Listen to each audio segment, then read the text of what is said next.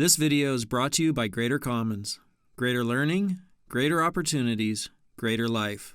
Visit us at greatercommons.com. So we're going to go through some data structures with Go. We're going to see how to do interfaces and embed types. So I gave you guys tonight a nice, good, solid walkthrough with and gals with slices. So that's where we store values of the same type in a slice. It's like a list. So I could store a bunch of ints with a slice of int, or a bunch of strings with a slice of string. And we learned about a composite literal, and we could use a composite literal with a slice of int, or a slice, right? Slice of int, slice of string. We have the type, and then the curly braces. So composite literal is the type, and then the curly braces. And we saw if we want to do like a slice of int, we could do that, slice of int, right? And I'm going to do this for Garrett here. Thanks. And then we could assign that to a variable, slice of int. Or we could do a slice of string.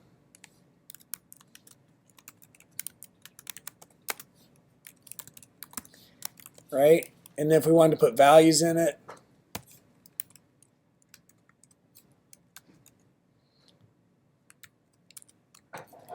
my computer wants a space there.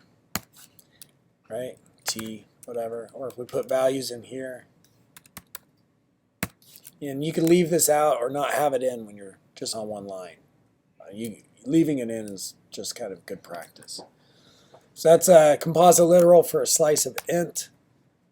And then we saw for a map, composite literal, map, and then the key, whatever type it's going to be,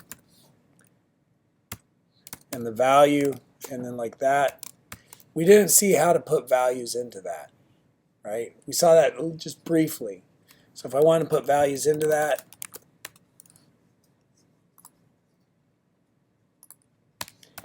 m colon equals map key string int. Does anybody remember how to put values into it?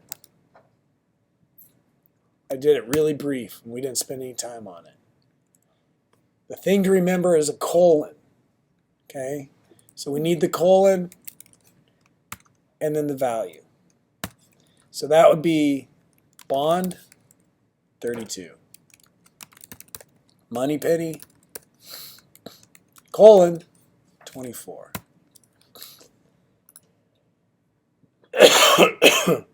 This is a composite literal. Composite literal has the type, curly braces, and inside the curly braces we put the values. So we got a slice and we have a map.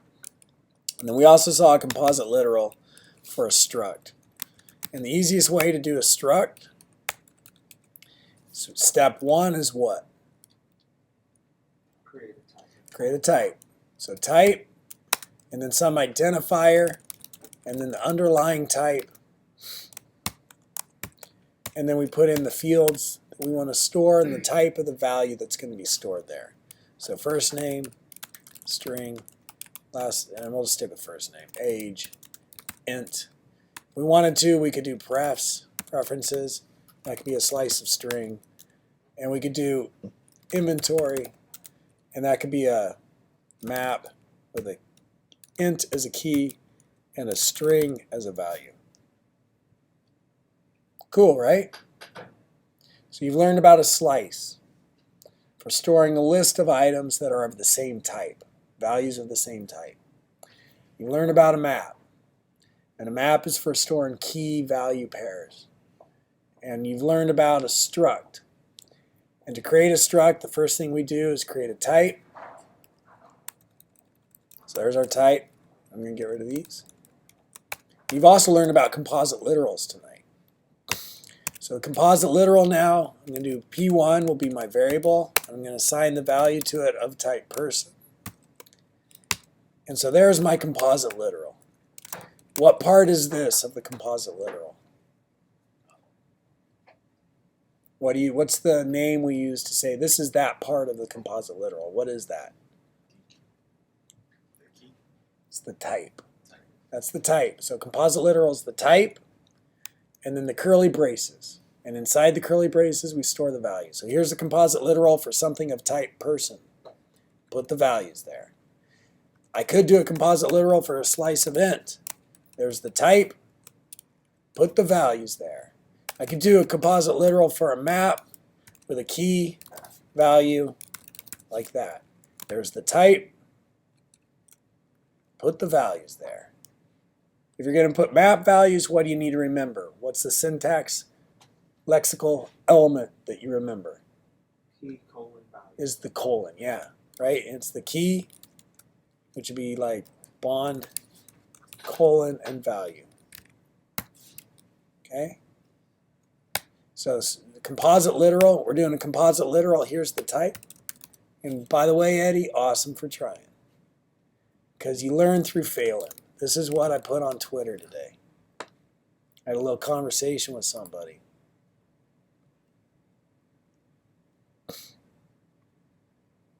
You want to succeed? Start failing. You learn to walk by trying to walk and failing and falling by actually making the attempt.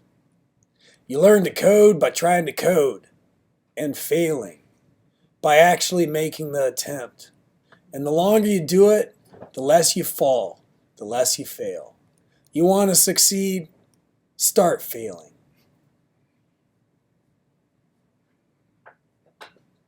I love it. This is my Twitter handle. You guys aren't on Twitter, you should get on Twitter and start following me so you get like little code snippets and then you just start to grow your social network. It's good for your career. So get on Twitter and follow me at Todd_McLeod. Cool. So we've learned some good stuff. We've learned a slice, right? How to do a slice. We've learned how to do a map. We've learned how to do a struct. We haven't quite finished this one up, but we've learned composite literal. We are kicking ass. So now I'm going to put in the values. With the composite literal, I like to do it on many lines. One for each field. There's the field. There's the field. One for each field. There's many ways you could do this. We're just going to specify right here, bond 32. And you need that trailing comma. I'm going to print P1. Bond 32. Pretty cool. So I have some homework for you, and I'm going to teach you some more stuff. I just want to show you where we're going. We're going to come and look at this stuff here. So we were just kind of reviewing slice, and you've got an example right here, and then it shows you how to for range over it, and there's another example, and we saw that, and then you have a little assignment. Initialize a slice of int using a composite literal. Print out the slice. So that would just be past the variable that's holding the value of type slice of int into print the whole deal. And then range over the slice, printing out just the index. And then range over the slice, printing out both the index and the value. So it's basically what you see here is what you're going to do there. You're going to have to put that on GitHub in a folder. You're going to do all this stuff, and then you're going to submit me the URL for that folder on GitHub for your homework. And this is worth 1,000 points. So, well, last week I gave you like 10 things, each worth 100. This week I'm giving you one page, do it all, and it's worth 1,000. I still want to type them all in. It takes a while, right? So here they all are. 1,000 points. Whoa. I just went off screen. 1,000 points.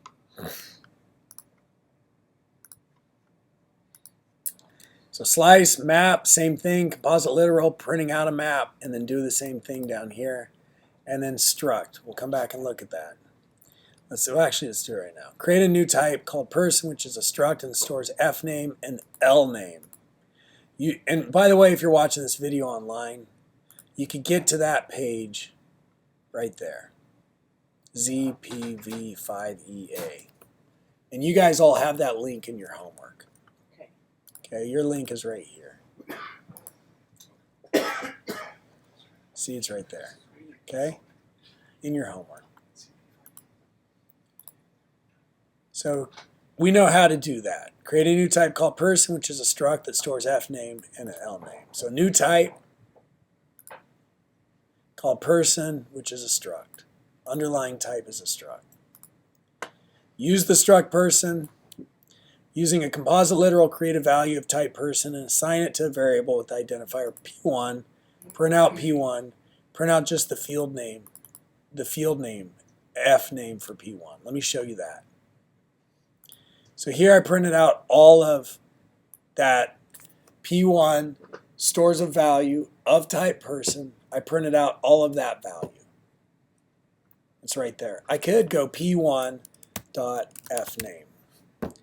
Dot notation. And for P1, just give me the field F name. Cool? So I'll copy this. I'll put that in here.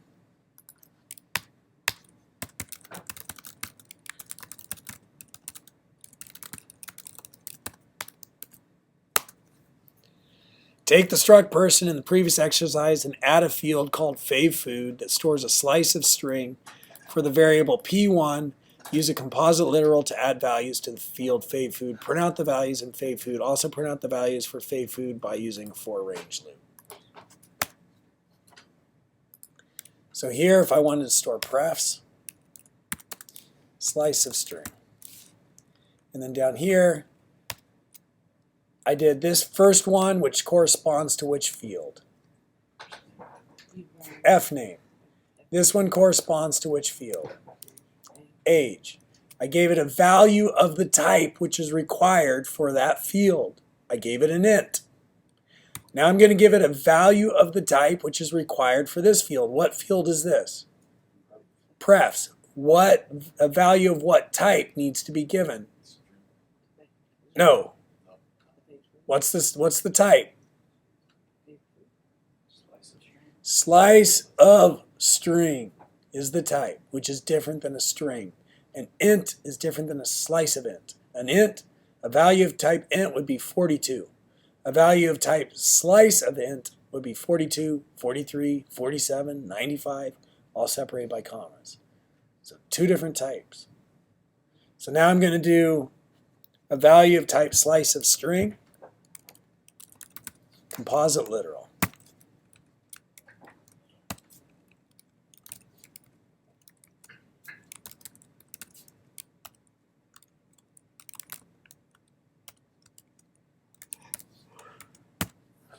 Get it? If I print that out.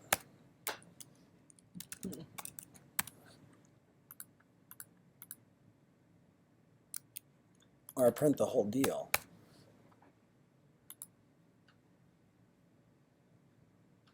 I think I'll go back to this one.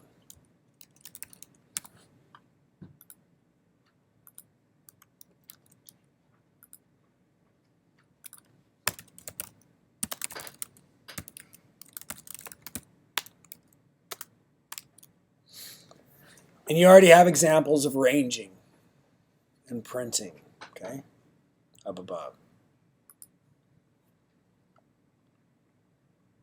So here's a func. And func has a receiver, identifier, parameters, returns, and code. So we've already seen stuff like this. So there's that little, I'm just going to take that out because I guess maybe it'll help. You can look at it. But func, what is this? What's that? What would you call that? What part of the function declaration is that? Receiver. There is no receiver. That's the identifier. What part is this? That's your parameters. What part is this? That's the return. So I'm returning 42, so when I run it, assign it to there, and then print it. Now that's kind of weird because I use M for map, so maybe I change that to as int.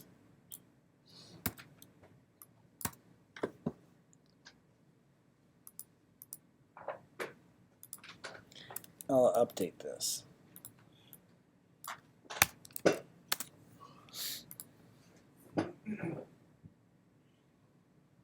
Just checking this out for a second. So we know that. I'm going to talk about embedding types here in a second.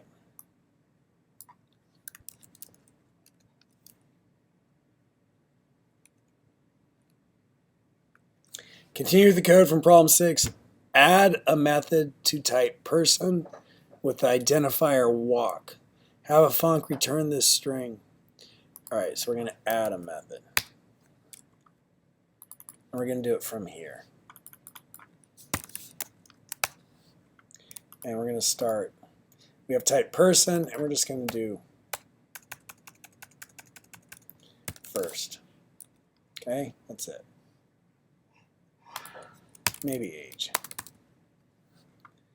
And then down here,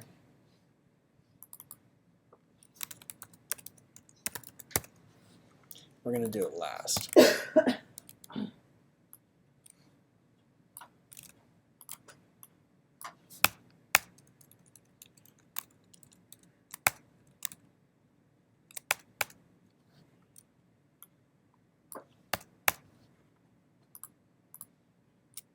Okay, yeah?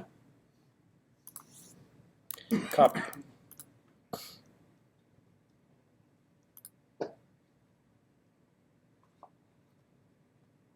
I don't know what that is right there. And do this.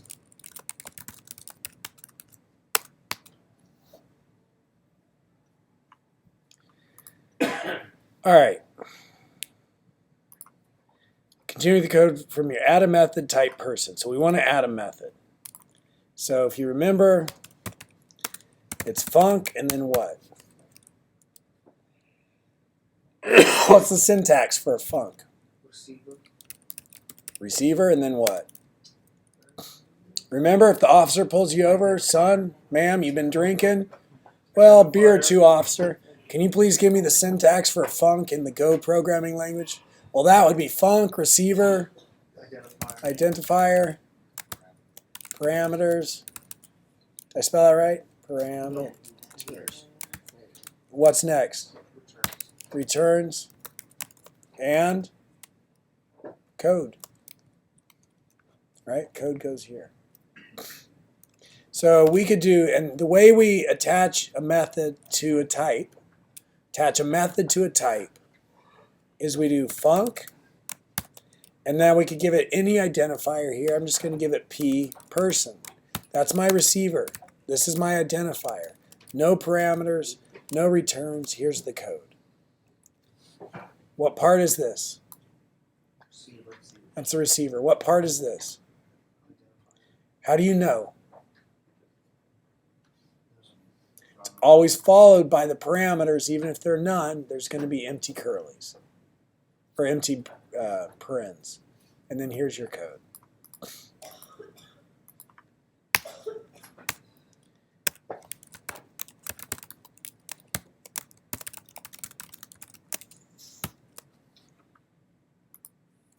So this method foo is now attached to any type, any value of type person. P1 is of type person. So I could do P1.foo.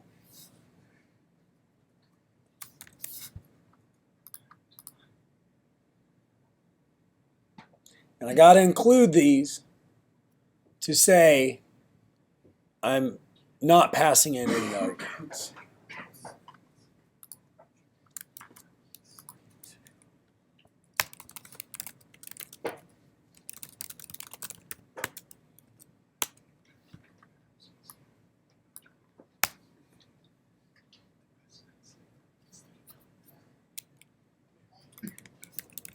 I'm going to call this receivers and methods because they go together. So continuing with the code from here, add a method type person to type person with the identifier walk.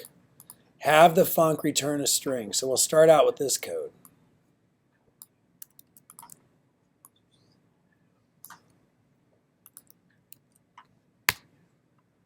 Okay, so you'll be here.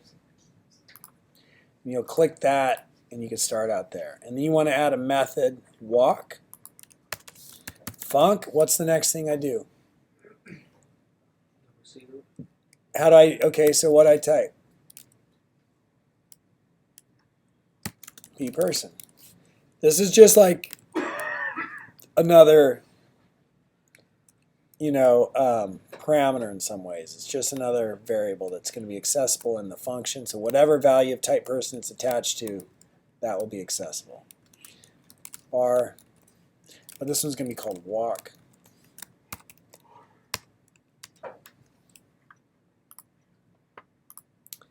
Called walk. Have the func return this string. Person's first name is walking. I'm going to change that.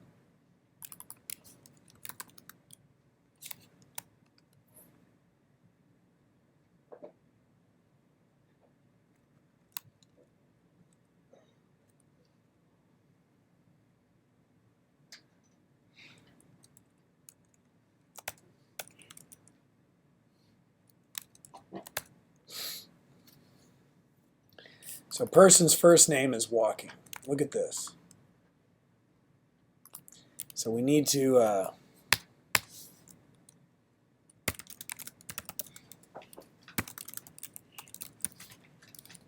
method is attached to a value of a method is attached to a value of a certain type. Method is attached to a type.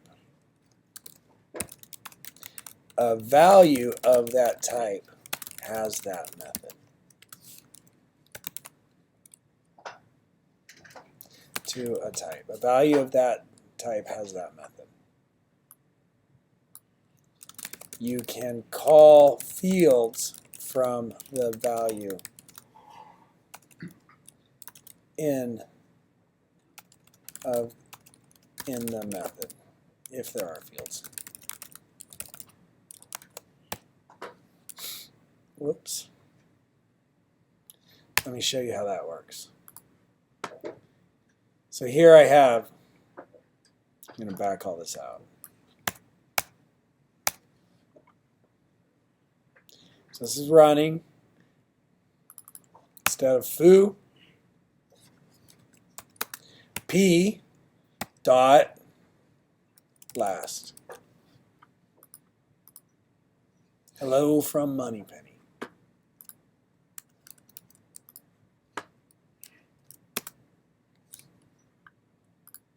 See that? See where that's coming from? So if I had more than one person,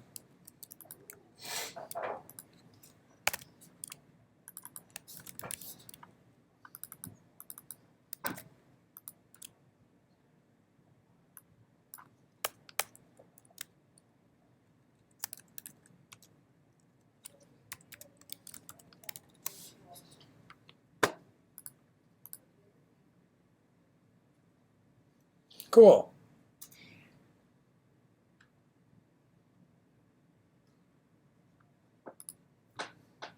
I'll let you take that in for a second. What the receiver means, there's a question. And what the receiver means is that I'm attaching to type person. So any value that's going to be of type person, I'm attaching this method to it. And that's how we do it. So person, in type person now has the method foo attached to it. So when we have a value of type person, that method is now attached to that value because it's of type person. The method is attached to type. So the method, this is the method, and when it's attached to a type, we call it a method instead of a func. Okay. Right? So it's still a func, but when it's attached to a type, we call it a method. So this method is now attached to type person.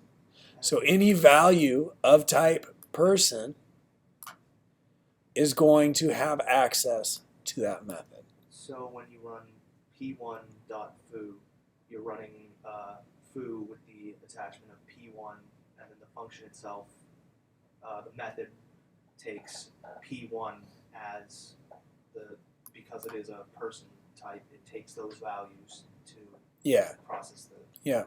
Okay. Okay.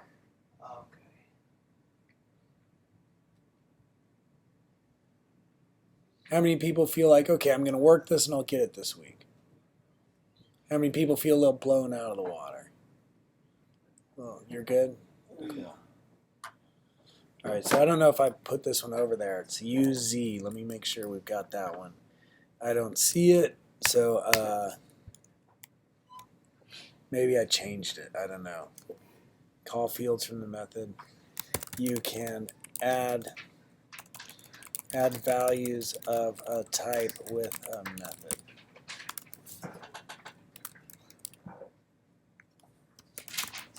So continue with the code from here. Add a method to type person with identifier walk. Have the func print the string. The person's first name is walking. Call the method. You guys got enough, or you want me to blow your mind just a little bit more? Because there's two more things here, embedded types and interfaces. I'm going to give it to you. You have access to my training online. You'll have access to this video. You guys do the work. This is going to be on the test next Wednesday. So you can watch me explaining it in that course. I gave you the link to that course. The link to that course is right here in the syllabus. And this will give you access to the course for $14. But if you act now, we'll also throw in the exclusive chopper, dicer, maxer.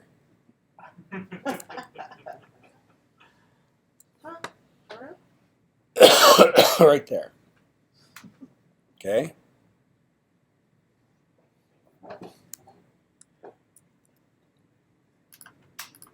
So let's blow minds a little bit more. I've typed person. I'm going to take out bond. I'm going to take out this method. I'm going to say type secret agent is a struct. And a secret agent is a person, but they also have a field LTK. What's the LTK field, which is a bool? License to kill. So we've got Miss Moneypenny. Type person has no field or method foo. P1 is declared and not used.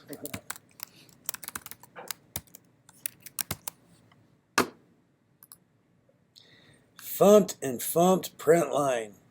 I need to format and run. There we go. Didn't have my import. So now I need to create a secret agent. SA. Any of you all from the west side?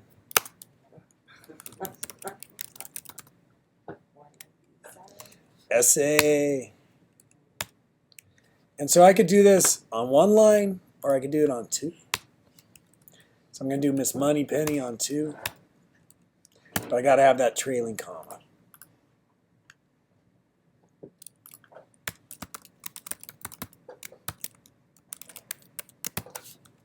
SA. All right. So secret agent is a person. So person, composite literal. Type, curly braces. Fields. And we've learned that I always need a comma after each thing. So there's my first one. Person corresponds to this. I put a comma after it. Now I'm going to put in the fields in this composite literal.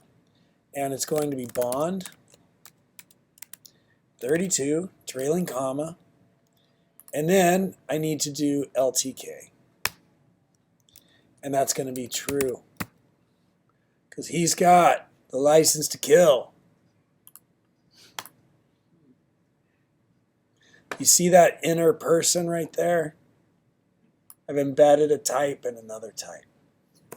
Would you be able to declare, as a person, instead of just listing all the values, you could also declare a variable to fill it in? So you could just put down secret agent brackets P1 comma true. So now we're going to attach some methods to each of these types. So person, how do we attach a function to a type to make it a method? Func, receiver, and speak.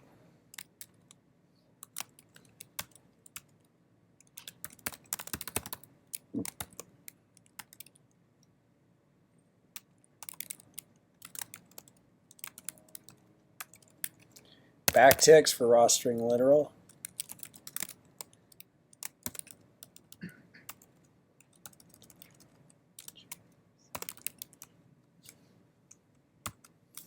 Okay. You got the quotes in the backtick backwards. Thank you. And then I'm going to attach func p person speak. Doing them both the same for a reason. We'll see that in a second.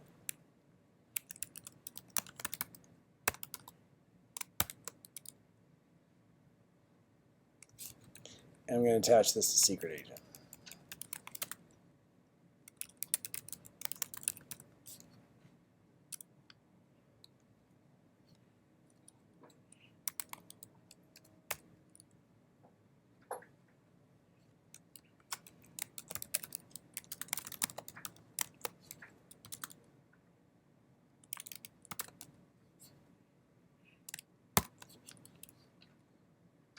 Just looking at that. All right, so now they each have methods. Secret agent has a method speak. Person has a method speak.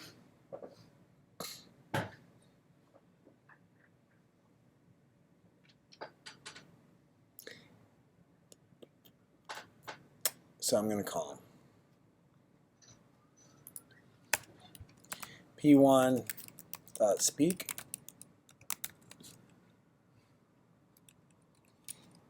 Secret agent 1.speak. Missing new line and argument, 3 or more errors, line 11. Print line P last. You need to close the parentheses. Thank you. Moneypenny says, hello, James. License to kill is true.